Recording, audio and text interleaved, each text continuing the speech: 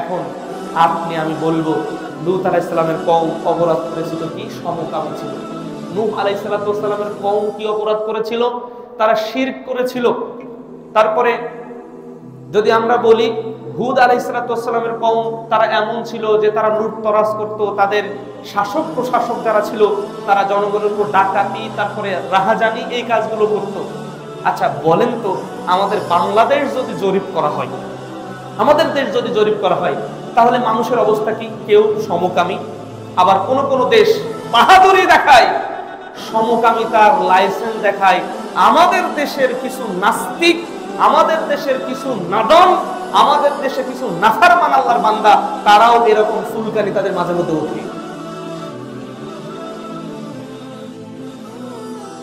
পৃথিবীতে আযাব গজব কেন আসে?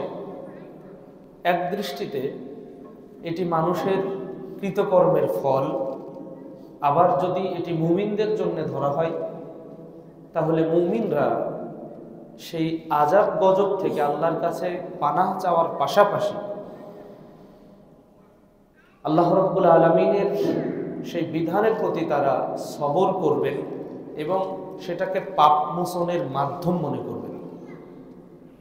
যেমনিভাবে রাসূলুল্লাহ সাল্লাল্লাহু আলাইহি ওয়াসাল্লাম থেকে বর্ণিত যে হাদিস, সাহাবায়ে কেরাম কখনো কখনো জিজ্ঞাসা করতেন যে আইয়ুন নাসি আশাদ্দু বালা, মানুষের মাঝে সব থেকে বালা মুসিবত বা পরীক্ষা নিরীক্ষা কাদেরকে করা হবে? রাসূলুল্লাহ সাল্লাল্লাহু আলাইহি ওয়াসাল্লাম তিনি বলেছেন যে আল আম্বিয়া সুম্মাল আমসালু ফাল আমসাল, সব থেকে বেশি পরীক্ষা করা হবে যাদের, তারা হচ্ছে নবীগণ। তারপরে নবীদের পরে যাদের ঈমান বা যাদের ঈমানি জাজবা বা শক্তি বা পাওয়ার বেশি, তাদের পরীক্ষা করা হবে। তারপরে ফাইন কানা ফি দীনিহি শিদ্দাহ ইশতাদ্দা বালাউ, যদি তার দ্বীনের মধ্যে আরো দৃঢ়তা বা আরো ইস্তেকামা বা আরো শক্তিশালী পর্যায়ের ঈমান হয়, তাহলে তার পরীক্ষাটাও তত বড় হবে। আর যার ঈমান যত কম, তার পরীক্ষার ধরন কম, মর্যাদা কম, মানও কম, প্রাপ্তিও কম। এটা হলো মুমিনদের ব্যাপারে। কিন্তু বর্তমান সময়ে আমরা দেখতে পাচ্ছি সমস্ত পৃথিবীতে কখনো কখনো এমন কিছু আযাব গজব নেমে আসছে যা মানুষের কৃতকর্মের ফল, যা মানুষের পাপের ফসল, যা মানুষের হাতের ইনকাম, যা মানুষের কৃতকর্মের ফলস্বরূপ আল্লাহ রাব্বুল আলামিন দেখিয়ে দিচ্ছেন। আল্লাহ সুবহানাহু ওয়া তাআলার ভাষায় যাহারাল ফাসাদু ফিল বাররি ওয়াল বাহর, পৃথিবীর উপরিপৃষ্ঠে এবং পানিতে, স্থলভাগে এবং পানিতে বিপর্যয় সৃষ্টি ছড়িয়ে পড়েছে। বিমা কাসাবাত আইদিন নাস, যা মানুষের হাত উপার্জন করেছে, অর্থাৎ মানুষের কৃতকর্মের ফলস্বরূপ। এটা আল্লাহ কেন দেন?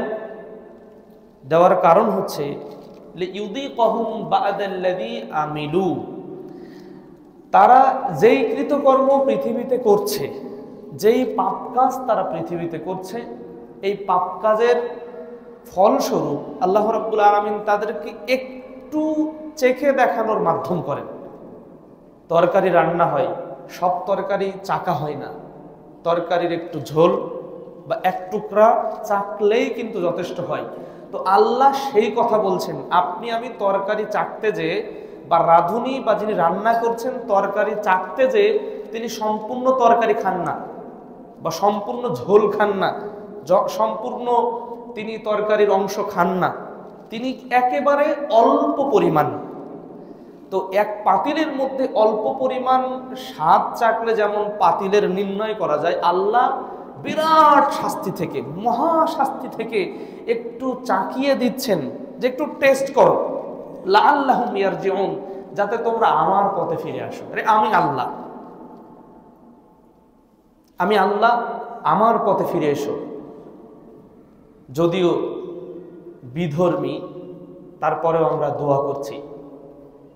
কয়েক দফায় আমেরিকার 50টিরও বেশি অঙ্গরাজ্য আছে। আমেরিকাতে 50টিরও বেশি অঙ্গরাজ্য আছে, তার মধ্যে একটি অঙ্গরাজ্য হচ্ছে ক্যালিফোর্নিয়া। তো ক্যালিফোর্নিয়ার যে শহরগুলো বিখ্যাত, যেটা প্রশান্ত সাগরের তীরবর্তী, সেটা হচ্ছে লস অ্যাঞ্জেলেস, যেটাকে পাপের কারখানাও বলা যায়, পৃথিবীর অন্যতম ভূস্বর্গও বলা যায়। আবার কেউ কেউ হলিউড না বলিউড, আমরা ওই পরিভাষাগুলো আলহামদুলিল্লাহ বুঝি না, তারপরেও যখন নেটে সার্চ দিলাম হলিউডের শহর বলে খ্যাত, সেখানে লস অ্যাঞ্জেলেস, তারপরে বিভিন্ন তারকারা, দুনিয়াবি শয়তানি খারাপি জেনাকার, তারপরে যত খারাপ মানুষগুলো আছে সেখানে নাকি বসবাস করে। তো প্রশান্ত মহাসাগর, আমরা ছোটবেলায় পড়েছি সমাজবিজ্ঞান বইতে যে পৃথিবীতে মহাসাগর 8টি বা 7টি, কেউ কেউ আবার এখানে ইখতিলাফ করেছেন। তো তার মধ্যে একটা মহাসাগর সবচেয়ে বড়, সেটা হচ্ছে আটলান্টিক, তারপরের অবস্থান সেটা হচ্ছে প্রশান্ত মহাসাগর। তো এই প্রশান্ত মহাসাগরের কাছে লস অ্যাঞ্জেলেস যে শহরটি ক্যালিফোর্নিয়ার, তো সেই ক্যালিফোর্নিয়ার পাশে পানির অভাব নেই, পানির অভাব নেই। সেখান থেকে হেলিকপ্টার বলি বা আরো উন্নত প্রযুক্তির মাধ্যমে বলি পানি ঢালছে, কখনো কখনো লাল কি যেন ছিটাচ্ছে, আবার কখনো কখনো এমন কিছু ছিটাচ্ছে। আপনি দেখেন এই পুড়ে যাওয়ার পূর্বে ওই শহরের অবস্থান কি ছিল।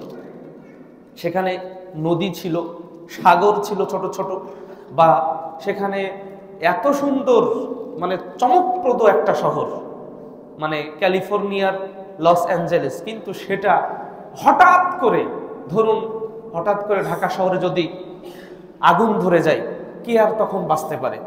কিন্তু আগুনের সূত্রপাত কিছুই না। আরে আমাদের দেশে তো কিছু কিছু গার্মেন্টসের মালিক আছে, সরকারি ওই ট্যাক্স বা আরো অন্যান্য বিভিন্ন সিস্টেমের কারণে ইচ্ছা করে আগুন ধরায় দেয়, এক।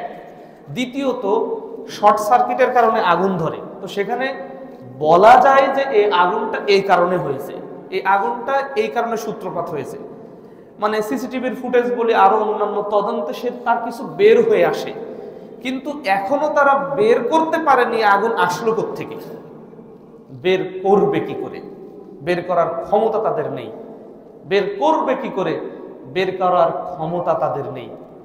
সামান্য করোনা যখন এসেছিল, তখন পৃথিবীর এই বড় বড় ক্ষমতাধর রাষ্ট্র কত ধরনের ভ্যাকসিন, কত ধরনের টিকা বের করেছিল, কিন্তু তাদের দেশে বেশি মরেছিল। এগুলো দ্বারা কি বোঝান আল্লাহ রাব্বুল আলামিন? আরে এটা হচ্ছে তোমাদের পাপের ফসল, এটা তোমাদের পাপের ফসল।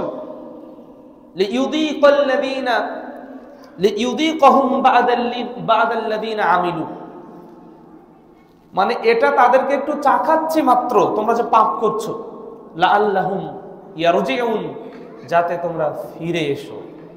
আজকে আমরা বিভিন্ন সংবাদ মাধ্যমে বা পত্রপত্রিকার মাধ্যমে যারা জানছি, তারা এখন সৃষ্টিকর্তাকে ডাকছেন, সৃষ্টিকর্তাকে ডাকছেন।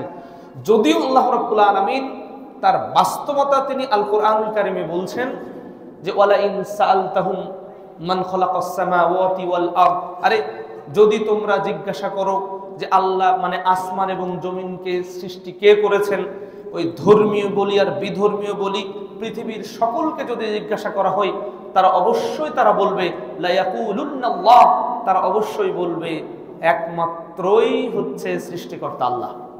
আও কামা ক্বাল। আজকে তারা দেবদেবীকে ডাকছে না, আজকে তারা বিভিন্ন পোপ তারকাকে ডাকছে না, তাদের চিৎকার ও মাই গড, ও মাই গড, ও মাই গড। বিভিন্ন পত্রপত্রিকা বলি, সংবাদ মাধ্যম বলি, বা ওই এটিএন বাংলা বলি, এনটিভি বলি, আর যত মাধ্যম আছে বা সময় টিভি বলি, আমি ইউটিউবে গেলেই দেখতে পাবো যে তাদের আর্তনাদটা কি। এটা কেন? এখান থেকে এক বিষয় স্পষ্ট হয় যে পৃথিবীর মানুষ মেনে নেয় না, মেনে নেয়নি ইব্রাহিম আলাইহিস সালামের কওম, মেনে নেয়নি মুহাম্মদ সাল্লাল্লাহু আলাইহি ওয়াসাল্লামের কওম।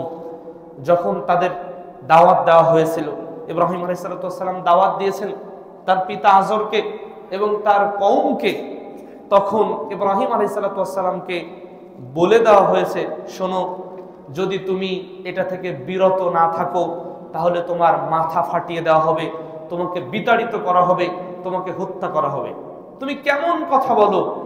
আমরা তো আমাদের ওইটার উপরে থাকবো যেটা আমাদের বাপ দাদারা বা আমাদের প্রাণ পুরুষরা যেভাবে করে গেছে, আমরা ওটার উপরেই অবস্থান করব। ঠিক অনুরূপভাবে মুহাম্মদ সাল্লাল্লাহু আলাইহি ওয়াসাল্লাম তিনি যখন দাওয়াত দিলেন, ঠিক একই কথা মক্কার কুফফারে কুরাইশরা, মক্কার সেই সমস্ত তৎকালীন ক্ষমতাধরেরা এই একই কথা বলেছিল। একই কথা বলেছিল ফিরাউন, একই কথা বলেছিল নমরুদ।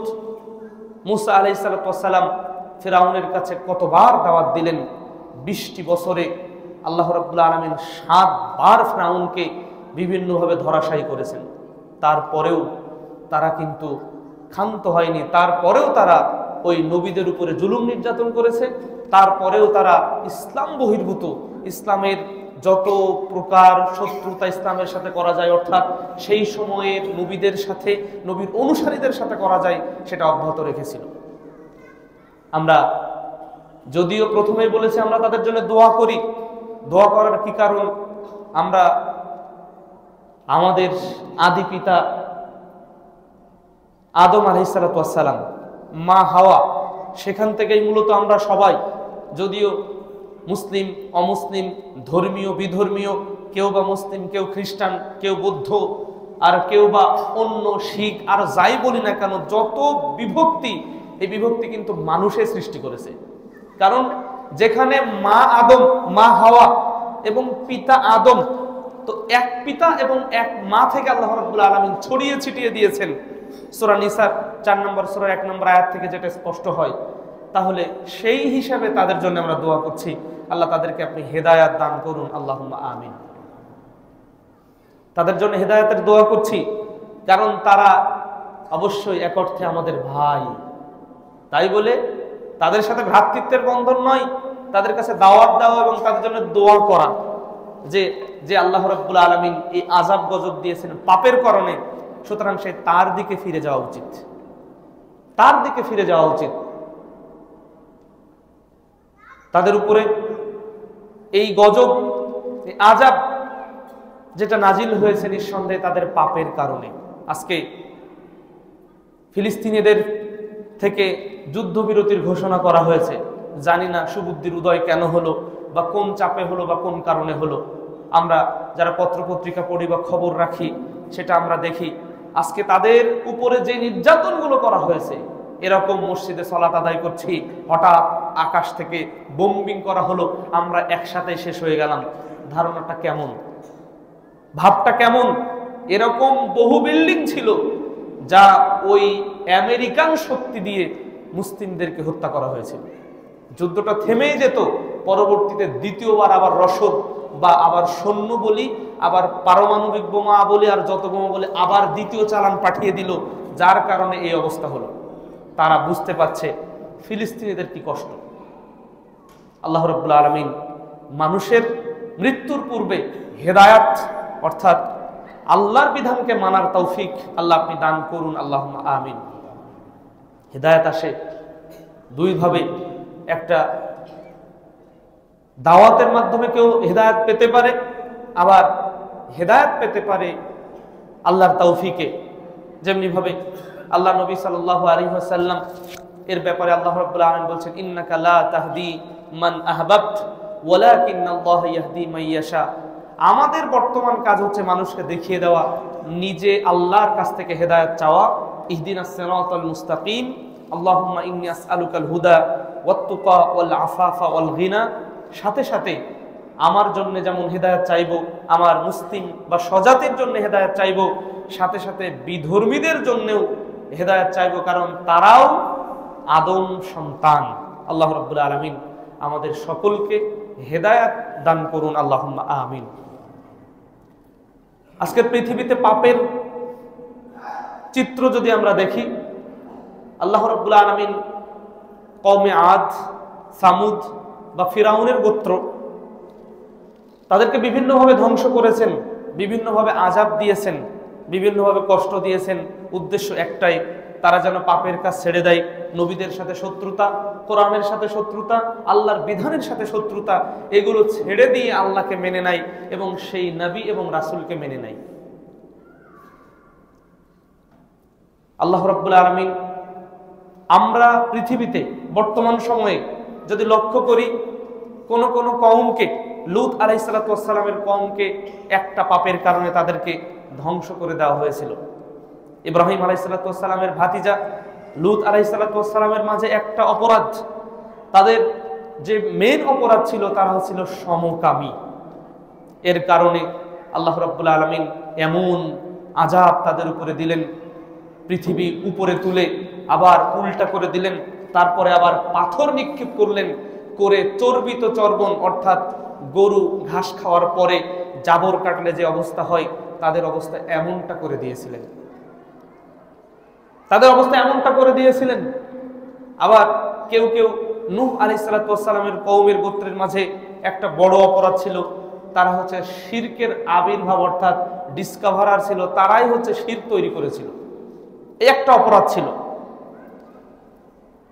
আদ বা সামুদ গোত্র, তাদের অপরাধ ছিল তারা এই কথা বলতো যে মানহুম আশাদ্দু মিন্না কুওয়া, আরে আমরাই তো এমন ক্ষমতাধর, এমন শক্তিধর, আমাদের থেকে আর কে ক্ষমতাধর আছে, আমাদের থেকে আর কে শক্তিধর আছে, আমরা তো এমন জাতি যারা পাহাড় কেটে ঘর বানাই, আমরা তো এমন জাতি যারা পাহাড় কেটে অট্টালিকা বানাই, আমরা তো এমন জাতি যা আমাদের দৈত্যাকার যে আমাদের দেহ দানব বা আমাদের যে শক্তি, আমাদের যে মানে প্রযুক্তি বা আমাদের যে শিল্পকলা, আমরাই তো আশাদ্দু মিন্না কুওয়া মানহুম, আমাদের থেকে আর কে আছে। আল্লাহ রাব্বুল আলামিন তাদেরকেও পৃথিবী থেকে বিদায় করে দিয়েছেন, তাদেরকেও পৃথিবী থেকে বিদায় করে দিয়েছেন।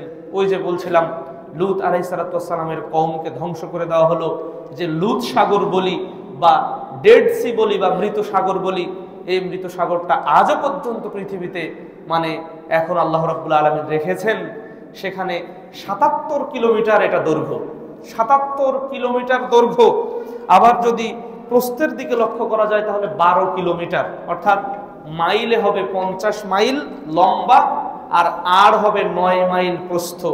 আবার যদি মানে গভীরতা ধরি তাহলে ১ কিলোমিটারের কোয়ার্টার অর্থাৎ ৪ ভাগের ১ ভাগ যতটা হয়, ১ কিলোমিটারের ততটা হচ্ছে গভীর। অথচ ওর মধ্যে মানুষ ডুবেও যায় না, কোনো ব্যাঙ কীট পতঙ্গ কিচ্ছু নাই, কোনো মাছও নাই, মানুষ ডুবতে চেষ্টা করলেও এখনো ডুবে না। মৃত সাগর, ডেড সি, লূত আলাইহিস সালাতু ওয়াস সালামের কওমকে ধ্বংস করে দেওয়া হলো। ও এমন ভাবে আল্লাহ রাব্বুল আলামিন রেখেছেন ৭৭ কিলোমিটার লম্বা, আর যদি আমরা আড় ধরি তাহলে ১২ কিলোমিটার, আবার গভীরতা যদি ধরি তাহলে ১ কিলোমিটারের ৪ ভাগের ১ ভাগ, তাহলে কত গভীর আপনি চিন্তা করেন। অথচ তারপরেও এগুলো আল্লাহ রাব্বুল আলামিন কেন রেখেছেন, ফিরআউনকে কেন রেখেছেন? রেখেছেন মূলত এগুলো নিদর্শন স্বরূপ এই পৃথিবীতে যারা এই রকম কাজগুলো করেছে তাদের অবস্থা এমন ছিল। সুতরাং হে পৃথিবীবাসী, তোমরা এগুলো থেকে শিক্ষা গ্রহণ করো। আল কোরআনুল কারীমের মধ্যে ৩টি বিষয় রয়েছে, তার মধ্যে একটা হচ্ছে তাওহীদ, আল্লাহর একত্ব বর্ণনা করা হয়েছে। আল্লাহ কেমন, কে, ক্ষমতা কি, তিনি একক সত্তা, কেমন একক সত্তা, তিনি কি কারো থেকে জন্মগ্রহণ করেছেন না কাউকে জন্ম দিয়েছেন, এই সামগ্রিক বিষয়। তিনি রাজ্জাক হিসাবে কেমন, তিনি মানে যে মানুষকে প্রতিশোধ নিবেন, তিনি প্রতিশোধ নিলে আবার কেউ পাল্টা প্রতিশোধ নেওয়ার ক্ষমতা রাখে কিনা, এই আল্লাহ সুবহানাহু ওয়া তাআলার একত্ব নিয়ে টোটাল কোরআনে এক অংশ। সমস্ত কোরআন ৩টা ভাগে ভাগ, তার একটা ভাগ হচ্ছে তাওহীদ অর্থাৎ আল্লাহর একত্ব, দ্বিতীয় ভাগ হচ্ছে কসাস অর্থাৎ কিচ্ছা কাহিনী, অর্থাৎ যেই সমস্ত নবী এবং রাসূল বা কওম বা পৃথিবীর পাপাচারীদের অংশ বা ঘটনা আল্লাহ রাব্বুল আলামিন আল কোরআনুল কারীমে রেখেছেন, যেন এই ঘটনা পড়ে মানুষেরা শিক্ষা গ্রহণ করতে পারে, এই ঘটনা পড়ে মানুষ যেন শিক্ষা গ্রহণ করতে পারে। তৃতীয় বিষয় যেটা, সেটা হচ্ছে আল আহকাম তথা বিধিবিধান, কোনটা হালাল, কোনটা হারাম, কোনটা জায়েজ, কোনটা না জায়েজ, কতটুকু সীমানা, কতটুকু যাওয়া যাবে, কতটুকু যাওয়া যাবে না। এই ৩ ভাগের ১ ভাগের মধ্যে গুরুত্বপূর্ণ বিষয় যেটা, সেটা হচ্ছে কসাস তথা বিভিন্ন কাহিনী আল্লাহ রাব্বুল আলামিন রেখেছেন যেন মানুষ সেখান থেকে শিক্ষা গ্রহণ করে। এজন্যই তো আল্লাহ সুবহানাহু ওয়া তাআলা তিনি বলছেন মানে নাহনু নাযালনা যিকর, মানে আল্লাহ রাব্বুল আলামিন তিনি আহসানাল কসাসের কথা বলেছেন, যে কুরআনুল কারীমে কাহিনী বর্ণনা করা হয়েছে, এই কাহিনী হচ্ছে আহসানাল কসাস, মানে সর্বোত্তম, এটা কাহিনীর থেকে সর্বোত্তম। দুনিয়াতে বিভিন্ন কাহিনী মানুষ শোনে, কিন্তু আল্লাহ সুবহানাহু ওয়া তাআলা আল কুরআনুল কারীমে এমন কাহিনী রেখেছেন যেই কাহিনীগুলো বাস্তবসম্মত, যেই কাহিনীর নিদর্শনগুলো এখন আল্লাহ রাব্বুল আলামিন রেখেছেন যেন পৃথিবীর মানুষেরা সেগুলো থেকে কি করতে পারে, শিক্ষা গ্রহণ করতে পারে। আল কুরআনুল কারীমের দুটি আয়াত প্যারালাল বা সমানভাবে, তার মধ্যে একটা আয়াতের বর্ণনা আল্লাহ সুবহানাহু ওয়া তাআলা এভাবে দিচ্ছেন, কুল সিরু ফিল আরদ, তোমরা জমিনে পরিভ্রমণ করো, জমিনে ভ্রমণ করো, ফানদুরু কাইফা কানা আকিবাতুল মুকাজ্জিবিন, এবং তোমরা লক্ষ্য করো যারা মিথ্যুক ছিল, যারা শরীয়তকে মিথ্যাই প্রতিপন্ন করেছিল, আল্লাহকে যারা মানেনি, তাদের অবস্থা কি হয়েছে তোমরা এটা লক্ষ্য করো। এক। দ্বিতীয় বিষয়, জমিনে ভ্রমণের দ্বিতীয় বিষয় হচ্ছে আল্লাহ উদ্বুদ্ধ করেছেন এইভাবে, ফানকুল সিরু ফিল আরদ ফানদুরু কাইফা কানা বাদাআল খালক, তোমরা জমিনে পরিভ্রমণ করো এবং দেখো আল্লাহ রাব্বুল আলামিন কিভাবে সৃষ্টিটা শুরু করেছেন, আবার এই সৃষ্টিটা ঘুরিয়ে নেবেন, আবার নতুন সৃষ্টি করবেন। আল্লাহ কেমন স্রষ্টা তোমরা একটু জমিনে পরিভ্রমণ করো। আমরা এই শীতের মৌসুম আসলে শুধু হই হুল্লোড় করতে করতে, মানে ও যে মুসলমানের বাচ্চা না হিন্দুর বাচ্চা না কিসের বাচ্চা, আরে হিন্দুর বাচ্চা এমন হবে কেন? হিন্দুদের তো কথিত কিছু ধর্মের নিয়ম কানুন আছে। 16ই ডিসেম্বর আসলে, 26শে মার্চ আসলে, তারপরে মানে ওই যে মানে 31st নাইট আসলে ওকে বোঝাই যায় না মুসলমানের বাচ্চা, মুসলমানের ঘর নাকি বিধর্মীর ঘর, নাউযুবিল্লাহি মিন যালিক। ঠিক অনুরূপ ভাবে যখন বাস গান বাজনা বাজাতে বাজাতে একেবারে মানে কলিজা ফাটানো বক্সের আওয়াজ দিতে দিতে চলে যায়, ও আনন্দ ভ্রমণে বের হয়েছে। অথচ আনন্দ ভ্রমণ না, আল্লাহ বলছেন তোমরা যাও পরিভ্রমণ করো, জমিন ঘুরে ঘুরে দেখো, পৃথিবীটা ঘুরে ঘুরে দেখো আমি কিভাবে সৃষ্টির শুরু করেছি, কিভাবে সৃষ্টি শুরু করেছি, আবার এটা ঘুরিয়ে নেওয়া হবে, আবার এই সৃষ্টি করা হবে, অর্থাৎ কিয়ামতের দিকে তিনি ইঙ্গিত দিচ্ছেন। এভাবেই কিন্তু আমরা যদি পরিভ্রমণ করি তাহলে সেখান থেকে ঈমানটা বৃদ্ধি পাবে, আবার ঠিক অনুরূপভাবে আল্লাহ রাব্বুল আলামিনকে তার পরিচয়ও পাওয়া যাবে। আমরা বলছিলাম যে এইভাবে আল্লাহ সুবহানাহু ওয়া তাআলা তিনি কখনো কোনো কওমকে এত আযাব দিয়েছেন যা পৃথিবীর ইতিহাসে, অর্থাৎ কোরআন যতদিন, কোরআন বলতে তো অর্থাৎ কিয়ামত পর্যন্ত আল্লাহ রাব্বুল আলামিন যেটা বললেন, ইন্না নাহনু নাযালনা যিকর ওয়া ইন্না লাহু লাহাফিযুন, আমরা অবশ্যই কোরআনের নাজিলকারী, অবতীর্ণকারী, এবং এই কোরআন এবং হাদিসকে আমরা হেফাজত করব। যেহেতু কোরআন হেফাজতে থাকবে আর কোরআন যতদিন থাকবে এই সমস্ত কিচ্ছা কাহিনী, বাস্তব ঘটনা, সত্য ঘটনা, শিক্ষণীয় ঘটনা, এটা কোরআনে থাকবে আর আমাদের থেকে সেখান থেকে শিক্ষা গ্রহণ করতে হবে। আল্লাহ ফেরাউনকে কয়েকবার 20 বছরের মধ্যে মানে 7 বার তিনি বড় বড় পরীক্ষা দিলেন। তার মধ্যে আল্লাহ সুবহানাহু ওয়া তাআলার ভাষায় তিনি এভাবে বর্ণনা করেছেন, আউযু বিল্লাহি মিনাশ শাইতানির রাজীম, বিসমিল্লাহির রহমানির রহিম, ফাআরসালনা আলাইহিমুত তুফানা ওয়াল জারাদা ওয়াল কুম্মাল। আমরা ফিরাউনের উপরে, ফিরাউনের অবস্থা এমন ছিল, ওর উপরে যখনই আযাব গজব নাজিল হতো তখনই গোপনে গোপনে আল্লাহকে ডাকতো, বা মুসা আলাইহিস সালামের কাছে, তো মুসা আর যা করছি আর করব না, ভুল হয়ে গেছে, এবার একটু মাপটাপ চাওয়ানোর ব্যবস্থা করো। ঠিক অনুরূপ ভাবে এখান থেকে এই কথা আমরা ইঙ্গিত দিচ্ছি, যারা পাপ কাজ করে দেখবেন বলছে আমি জীবনে অনেক করছি, তওবাতিল্লাহ করছি, আর কিছু করতাম না, আর কিছু করতাম না, জীবনে অনেক ভুল করছি, ওই কাজও আবার করে। যদিও আল্লাহ রাব্বুল আলামিন তিনি তাওয়াব, তিনি রহমান রহিম, তিনি তওবা হয়তোবা কবুল করবেন, কিন্তু একটা পাপ করলাম, আবার করলাম, আবার করছি, পুনর্বার করছি, এটা নিজেরও লজ্জাবোধ থাকা দরকার যে একই কাজ একজন বারবার কি করে করে। ঘুষখোর অফিসারকে বলবেন, দেখবেন সে বলবে না আমি যা করছি আর জীবনে করব না, আবার যদি কেউ নিয়ে যায় তখন মনে মনে বলবে বিল্ডিং তো করছি, ওখানে তো অনেক টাকা খরচ হবে, এই লাস্ট চান্সটা নিয়ে নেই। এটা হচ্ছে তার ব্যাপার। যখন ক্যান্সার রোগ থেকে ফিরে গেছে, বেডের উপরে শুয়ে আছে, বলছে জীবনে যা করছি তওবা তিল্লা করলাম, জেনা, ব্যভিচার, চুরি, হত্যা আর যা কিছু আমার দ্বারা হয়েছে আল্লাহ ক্ষমা করে দাও। যদিও আল্লাহ শুধু ক্ষমা করবেন না, মানুষের কাছ থেকেও ক্ষমা করিয়ে নিতে হবে। তো তারপরে আবার সুস্থ হলে আবার শুরু করে দেয়। এটা আল্লাহরই ভাষা। আল্লাহ সুবহানাহু ওয়া তাআলা তিনি বলছেন, যখন মানুষ বিপদে পড়লে মানুষ এমন ওই মুশরিকদের মতো, যখন ওই প্রচন্ড ঝড় ঝঞ্ঝা এরকম তারা আরোহণ করেছে নৌকায়, ফাইদা রকিবু ফিল ফুলক, যখন তারা নৌকায় উঠেছে, এখন দাউল্লাহ মুখলিসিন, আল্লাহকে খুব ইখলাসের সাথে ডাকছে, আল্লাহ এবারই শেষ, আল্লাহ এবার মাফ করে দিন, এবার আল্লাহ রক্ষা করুন, আল্লাহ এবারের মতো খুব ক্ষমা করুন। ওই উঠতে যখনই তারা ওঠে ডাঙায়, ইদহুম ইউশরিকুন, তারা সাথে সাথে শিরক করে, বলে যে নৌকা ভালো ছিল, নৌকার মাঝি ভালো ছিল, তারপরে মানে নৌকার মাঝি যদি এইভাবে তরঙ্গের সাথে যুদ্ধ না করে না আসতো, তাহলে আমরা আজকে বাঁচতাম না। এটা মানুষ এভাবেই বলে যে ডাক্তার অমুক ডাক্তার ছিল, অমুক ডাক্তারের কারণে আমার ছেলেটা বেঁচে গেছে, আমার বাপকে সিঙ্গাপুর নিয়ে গেছিলাম, ওখানকার কেমোথেরাপি দিয়েছি, নাইলে আমার বাপ বাংলাদেশের এই ডাক্তার দিয়ে কিন্তু কোনো কাজ হতো না, আমি ইন্ডিয়ায় গেছিলাম, নাইলে আমার এই বাংলাদেশের চিকিৎসা দিয়ে কোনো কিছু হতো না। ইন্ডিয়ার চিকিৎসক, আপনি যাচ্ছেন ইন্ডিয়ায় যান, আমরা নিরুৎসাহিত করছি না।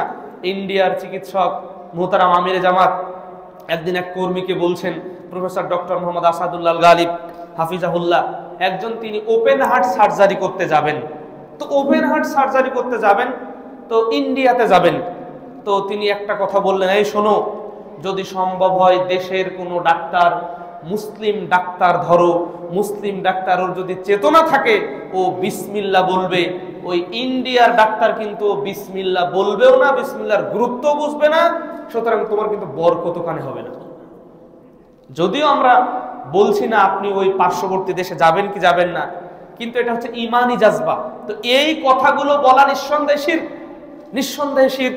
সব কিছু, কুল ইন্না সলাতি ওয়া নুসুকি ওয়া মাহইয়ায়া ওয়া মামাতি লিল্লাহি রাব্বিল আলামিন, আমার সব কিছু, একজন মুসলিম যিনি প্রকৃত মুসলিম হবেন তিনি অবশ্যই বলবেন আমার সালাত, আমার জীবন, আমার মৃত্যু, আমার কুরবানি সব লিল্লাহ, আল্লাহর জন্য, রব্বিল আলামিন, যিনি জগৎ সমূহের প্রতিপালক। আল্লাহ রব্বুল আলামিন যে কথা বলছিলাম, ফিরাউনকে বিভিন্নভাবে তিনি আযাব গজবে ফেলেছেন। ফিরাউন কিছুদিন ভালো, আবার যা তাই, এভাবেই সবশেষে আল্লাহ রব্বুল আলামিন তাকে সলিল সমাধি করে দিয়েছেন। আল্লাহ রব্বুল আলামিন তিনি কি করলেন, ফারসালনা আলাইহিমুত তুফান, তিনি বলছেন আমরা তার উপরে তুফান তরঙ্গ, বিরাট প্লাবন দিয়ে তাদেরকে ধ্বংস করে দিলাম। তারপরে আরো যেটা দিলাম, ফারসালনা আলাইহিমুত তুফানা ওয়াল জারাদ, টিড্ডি, মানে যেখানেই পাতিল খুললে, দরজা খুললে, তারপরে রুম খুললে, কাপড় খুললে, যে কোনো জায়গায় হচ্ছে টিড্ডি বা পোকামাকড়, আবার হচ্ছে কুম্মাল, উকুন, তারপরে ওয়াদ্দাম, রক্ত, সব জায়গায় এই মাধ্যমগুলো দিয়ে আল্লাহ রাব্বুল আলামিন তাকে আযাব গজবের মধ্যে ফেলেছেন। এক একটা আযাব। এখন আপনি ভাত রান্না করতে গেছেন, ভাতের পাতিলে রক্ত, আপনি তরকারি রান্না করেছেন, তরকারির পাতিলে রক্ত, আপনি তেল মাখতে গেছেন, তেল রক্ত, আপনি গোসল করতে গেছেন, পানি রক্ত। এরকম যদি হতো তাহলে কেমন হতো? এইভাবে তাদেরকে আযাব গজব দেওয়া হয়েছে, এইভাবে দেওয়া হয়েছে। একটু আগে বলছিলাম তাদেরকে, লূত আলাইহিস সালামের কওমকে আল্লাহর কথা না মানার কারণে তাদেরকে এভাবে উঁচুতে তুলে আবার উল্টা করে দিয়েই তিনি শেষ করেননি, তার উপরে আবার পাথরের বৃষ্টি নাজিল করেছেন, করে তাদেরকে পৃথিবী থেকে নিশ্চিহ্ন করে দিয়েছেন। এখন আপনি আমি বলবো, লূত আলাইহিস সালামের কওম অপরাধ করেছিল কি? সমকামী ছিল। নূহ আলাইহিস সালামের কওম কি অপরাধ করেছিল? তারা শিরক করেছিল। তারপরে যদি আমরা বলি হুদ আলাইহিস সালামের কওম, তারা এমন ছিল যে তারা লুটতরাজ করত, তাদের শাসক প্রশাসক যারা ছিল তারা জনগণের উপর ডাকাতি, তারপরে রাহাজানি, এই কাজগুলো করত। আচ্ছা বলেন তো, আমাদের বাংলাদেশ যদি জরিপ করা হয়, আমাদের দেশ যদি জরিপ করা হয়, তাহলে মানুষের অবস্থা কি? কেউ সমকামী, আবার কোন কোন দেশ বাহাদুরি দেখায়, সমকামিতার লাইসেন্স দেখায়। আমাদের দেশের কিছু নাস্তিক আমাদের দেশের কিছু নাদম, আমাদের দেশে কিছু নাফরমান আল্লাহর বান্দা, তারাও এরকম চুলকানি তাদের মাঝে মধ্যে ওঠে। তাদের সমকামিতার লাইসেন্স খোঁজো না পাগল, তোমার মস্তিষ্ক বিকৃত। অনেক আগেই তোমাকে পাবনার পাগলা গারদ না, পৃথিবীর মাটির নিচে যাওয়া দরকার ছিল। যে এই কারণে আল্লাহ রাব্বুল আলামিন তাদেরকে যে শাস্তি দিয়েছেন, সেই শাস্তির বিষয় আজকে পৃথিবীতে বর্তমান। অথচ তারা এরকম চিন্তা করে, পার্শ্ববর্তী দেশে লাইসেন্স দিয়েছে, ওই যে দেশের কথা বললাম, আগুন কোথা থেকে আসে, হঠাৎ করে গাছপালা পোড়ায়, বিল্ডিং পোড়ায়, তাদের কলিজা পোড়ায়, পুড়িয়ে তাদেরকে সাইজ করে। আল্লাহ বলছেন এটা তাদের একটু স্বাদ চাকাচ্ছি, তরকারির ঝোল চাকাচ্ছি, এখনো যাতে তারা আমার কাছে ফিরে আসে। যদি ফিরে না আসে, তাদের জন্য পরকালে তো আরো কিছু আছে, আরো আযাব আসবে। আল্লাহ রাব্বুল আলামিন হেফাজত করুন, আল্লাহুম্মা আমিন। আজকে যদি আমাদের দিকে দেখি, নূহ আলাইহিস সালামের কওমের যে সমস্যা ছিল শিরক, আজকে মাজারে মাজারে শিরক, আজকে বাড়িতে বাড়িতে শিরক, আজকে থাম্বায় থাম্বায় শিরক, মানে পিলারে পিলারে শিরক, তারপরে সিমেন্টের পূজা, ফুলের পূজা, কত যে পূজা করে। আবার যদি এখানে বলা হয়, কেউ কেউ আমাদেরকে বলেন, ভাই বলাটা একটু শক্ত হয়ে গেল, দয়া করে বুঝুন, কাউকে অপমান করার জন্য আমাদের বক্তব্য না, কাউকে কষ্ট দেওয়ার জন্য আমাদের বক্তব্য না। নূহ আলাইহিস সালামের কওমকে প্লাবন দিয়ে ডুবিয়ে দেওয়া হয়েছিল, বাঁচিয়ে রেখেছিলেন আল্লাহ রাব্বুল আলামিন 40 জন পুরুষ এবং 40 জন নারীকে। নূহ আলাইহিস সালামের কিস্তিতে ওঠার সুযোগ হয়েছিল মাত্র 80 জনের। তিনি জোড়ায় জোড়ায় আল্লাহ রাব্বুল আলামিন নিতে বললেন, তিনি যতটুকু সাধ্যে তার কুলিয়েছিল তিনি নিয়েছিলেন। আল্লাহ রাব্বুল আলামিনের তৌফিকে কেনান বলেছিল, না আমি তো অনেক লম্বা, অনেক লম্বা। আদম আলাইহিস সালামের মানে দৈর্ঘ্য ছিল 60 হাত, 60 হাত, 1 2 3 4 5 6 7 58 59 60 হাত। তাহলে মা হাওয়াকে আল্লাহ রাব্বুল আলামিন সৃষ্টি করেছেন। তার পরবর্তীতে কেনান তো এমনিতেই বলবে, আরে আমি তো পাহাড়ের মতো লম্বা, তাহলে পাহাড় এত বড়, আবার আমি এত বড়, তাহলে পাহাড়ের উপরে যদি উঠি, আব্বা আপনার ওই প্লাবন কিছুই হবে না। তো এই কথা যখন বলেছে, তাকেও সাইজ করেছে, পাহাড়ও সাইজ হয়েছে, সবকিছুই ঠিক হয়ে গেছে। এটা দ্বারা কি বোঝানো হয়েছে? আল্লাহর ক্ষমতা, আল্লাহর আযাব, আল্লাহর পাকড়াও নিঃসন্দেহে কঠিন পাকড়াও। তো আমরা যেন ফুল দিয়ে হোক, পাথর দিয়ে হোক, মূর্তি দিয়ে হোক, খালি পায়ে হোক, এইগুলো থেকে বিরত থাকি ভাই, এইগুলো থেকে বিরত থাকি। এগুলো শিরক, কেউ প্রমাণ করতে পারবে না এটা শিরক না। এক সময় কেউ কেউ বলেছিল এটা হচ্ছে মূর্তি আর এটা হচ্ছে ভাস্কর্য। দয়া করে বুঝুন, এই কারণে নূহ আলাইহিস সালামের কওমকে ধ্বংস করে দেওয়া হয়েছে। তো আমরা বলছিলাম, আমাদের এই বাংলাদেশ প্রেক্ষাপটে যদি লক্ষ্য করি, কেউ বা সমকামিতার চুলকানি কাদের কারো আছে, আবার কেউ মূর্তি পূজা করে, কেউ হত্যা রাহাজানি করে, কেউ ইসলামের সাথে শত্রুতা করে, আবার কেউ বা মূর্তি পূজার লালন পালনকারী, আবার কেউ বা লাইসেন্স প্রদানকারী, আবার কেউ বা হটকারী, যে আমার অনেক টাকা আছে, আমার আর দরকার নেই, আমার যা কিছু হবে আমি টাকা পয়সা দিয়ে সবকিছু সমাধান করব। মানুষের মাঝে এরকম চিন্তা চেতনা আছে। এই হিসাব যদি আমরা করি, তাহলে আমরা মাল্টি পাপী। এই হিসাব যদি আমরা করি, মাল্টি পাপী। আমরা ফেয়ার অ্যান্ড লাভলি, মা বোনেরা মাখেন ফেয়ার অ্যান্ড লাভলি, ওরা গায়ে দেখবেন লেখা আছে মাল্টিভিটামিন। মাল্টিভিটামিন কি কারণে? ওখানে বিভিন্ন ভিটামিনের নাকি সংমিশ্রণ আছে, এজন্য মাল্টিভিটামিন। ঠিক অনুরূপ ভাবে বর্তমান বিশ্বের মানুষ, এমনকি বাংলাদেশের মানুষ মাল্টি পাপে পাপী। একজন মানুষ অনেক পাপে পাপী।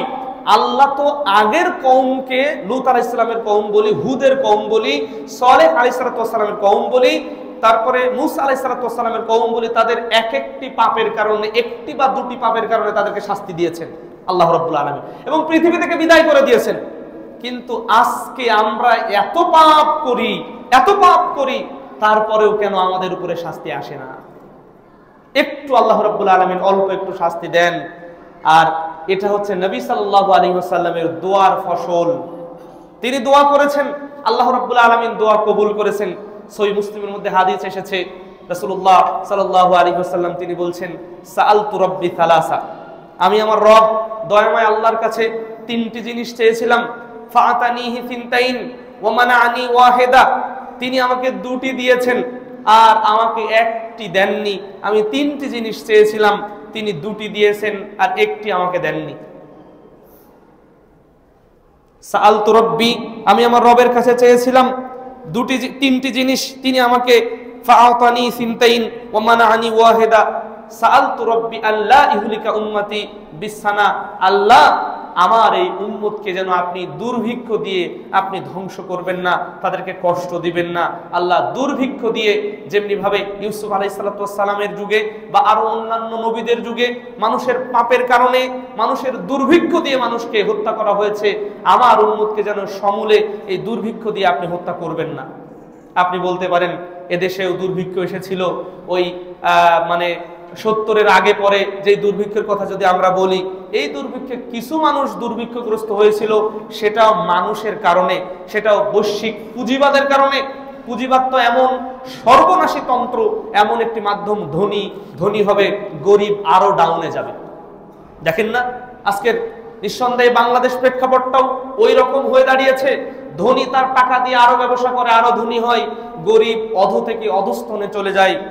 এই তন্ত্র, এই মন্ত্র যদি এমন হয় শুধু আমি আমারটা নিয়ে ব্যস্ত, কার ক্ষতি করলাম দেখার বিষয় না, কার কতটা নষ্ট করলাম, কার হক কতটা গেল না গেল ওটা দেখার বিষয় না, আমারটা ঠিক আছে কিনা, আমি ঠিক থাকলে যথেষ্ট, এটা কোনোদিন প্রকৃত মুসলিমের, প্রকৃত মুমিনের বৈশিষ্ট্য হতেই পারে না, হতেই পারে না।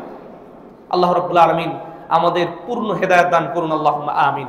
রাসূলুল্লাহ সাল্লাল্লাহু আলাইহি ওয়াসাল্লাম তিনি বলছেন যে আমি দুটি জিনিস চেয়েছিলাম, তার মধ্যে একটা হলো বিছানা, অর্থাৎ দুর্ভিক্ষ দিয়ে আল্লাহ আপনি যেন আমার উম্মতকে ধ্বংস করিয়েন না।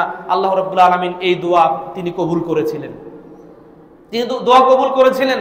যদি দোয়া কবুল না করতেন তাহলে মানুষকে দুর্ভিক্ষ দিয়ে হত্যা করা বা দুনিয়া থেকে বিদায় করে দেওয়া আল্লাহর জন্য সহজ হতো।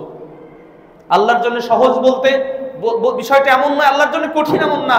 নবী সাল্লাল্লাহু আলাইহি ওয়াসাল্লামের সম্মানে তার দোয়া তিনি কবুল করেছিলেন। তাই আমরা রাসূলের দোয়ার বদৌলতে আমরা আজকে বেঁচে আছি, নতুবা বহু আগে আমরা পৃথিবী থেকে বিদায় নিতাম হয়তোবা। দ্বিতীয় বিষয় তিনি বললেন, দ্বিতীয় বিষয় আমি আল্লাহর কাছে চাইলাম, হে আল্লাহ, আল্লাহ ইহলিকা উম্মতি বিল গরাক, আপনি আমার উম্মতকে যেন ডুবিয়ে মারবেন না, যেভাবে নূহ আলাইহিস সালাতু ওয়াস সালামের কওম শিরক করার কারণে, আপনার সাথে অংশীদারিত্ব করার কারণে তাদেরকে আপনি ডুবিয়ে মেরেছিলেন, আপনি আমার উম্মতকে যেন ডুবিয়ে মারিয়েন না। আল্লাহ রাব্বুল আলামিন এ দোয়াও কবুল করেছিলেন। নতুবা আমি আপনি হয়তোবা পৃথিবীর বহু পূর্বে, মানে এখন তো বেঁচে আছি, বহু পূর্বে এই পৃথিবী থেকে বিদায় হয়ে যেতাম। আল্লাহ রাব্বুল আলামিন আমাদেরকে হেফাজত করুন, আল্লাহুম্মা আমিন।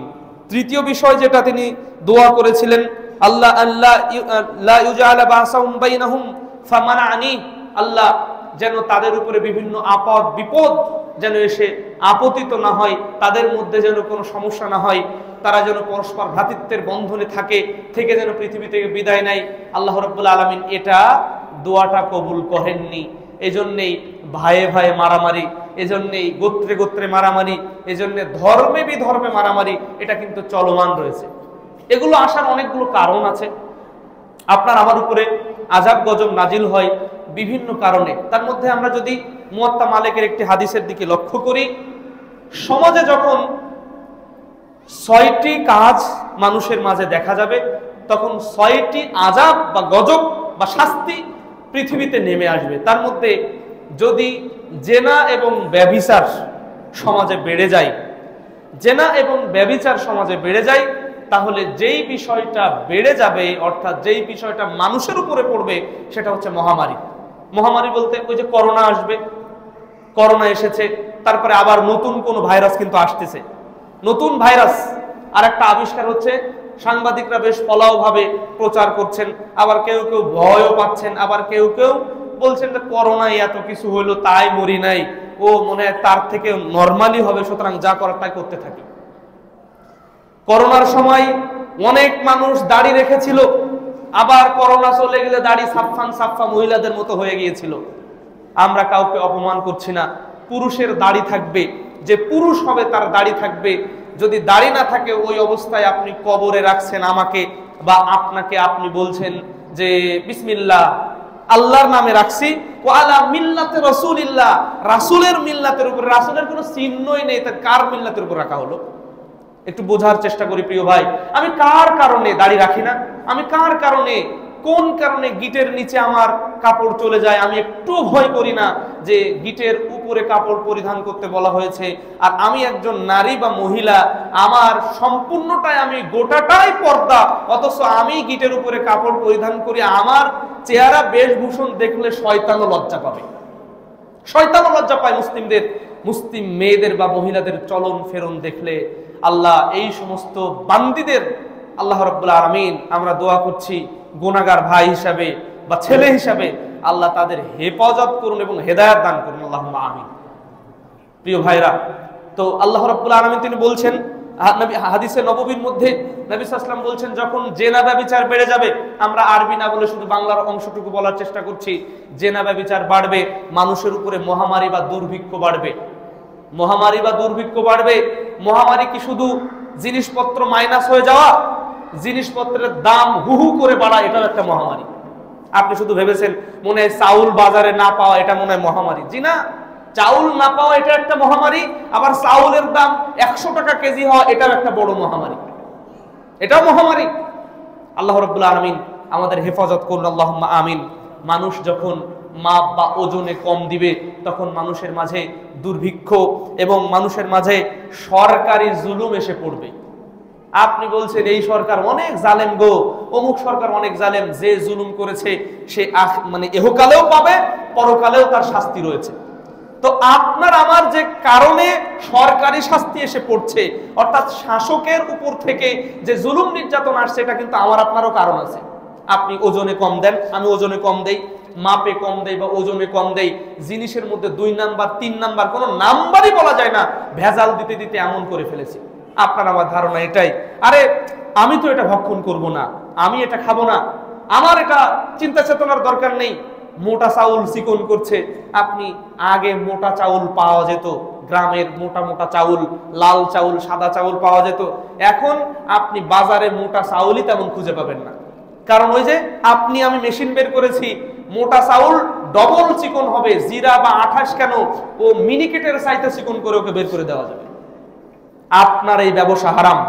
আপনি যদি চাউল কিনে এই চাউল বিক্রি করেন, আপনার চাউলের ব্যবসা হারাম, আপনার টাকা হারাম। যিনি এই ফ্যাক্টরি করেছেন, এই ফ্যাক্টরিতে যারা চাকুরি করছে তাদেরটাও হারাম। কারণ আল্লাহ রাব্বুল আলামিনের ভাষায় ওয়া তাআওয়ানু আলাল বিররি ওয়াত তাকওয়া ওয়া লা তাআওয়ানু আলাল ইসমি ওয়াল উদওয়ান, আরে তোমরা নেকি এবং আল্লাহ ভীরুতার কাজে পরস্পরকে সহযোগিতা করো, পাপ এবং সীমা লঙ্ঘনের কাজে তোমরা দূরে থাকো, এগুলো করিও না। সুতরাং আমি আমার জায়গা থেকে ফ্রেশ থাকবো, আপনি আপনার জায়গা থেকে ফ্রেশ থাকবেন, তাহলে দুর্ভিক্ষ বলি, মহামারী বলি, শাসকের পক্ষ থেকে জুলুম বলি, ও জুলুম এমনিতে আসে না, এগুলো হাদিসের ভাষ্য, যা মুয়াত্তা মালিকের মধ্যে হাদিসটি এসেছে। সুতরাং আমাকে আপনাকে উচিত হবে এইগুলো থেকে বেঁচে থাকা। প্রিয় উপস্থিতি, আমরা আলোচনা করছিলাম আসমানি আযাব গজব নাজিল কেন হচ্ছে এবং পূর্বের যাদেরকে শাস্তি দেওয়া হয়েছে তাদেরকে কিভাবে শাস্তি দেওয়া হয়েছে, এই বিষয়ে আমরা একটু জানার চেষ্টা করেছিলাম, কোরআন এবং হাদিস থেকে বলার চেষ্টা করেছিলাম। হয়তোবা সময় সংক্ষেপের কারণে সম্পূর্ণ কথা বলার সুযোগ আজকে হলো না, আল্লাহ চাহে তো ইনশাআল্লাহ পরবর্তীতে আমরা আলোচনা করব। মৌলিক কথা হচ্ছে এই, পাপের কারণে পৃথিবীতে শাস্তি নেমে আসছে। আমরা এতদিন বহু পূর্বে ধ্বংস হতাম যদি নবী সাল্লাল্লাহু আলাইহি ওয়াসাল্লামের দোয়া কবুল না হতো।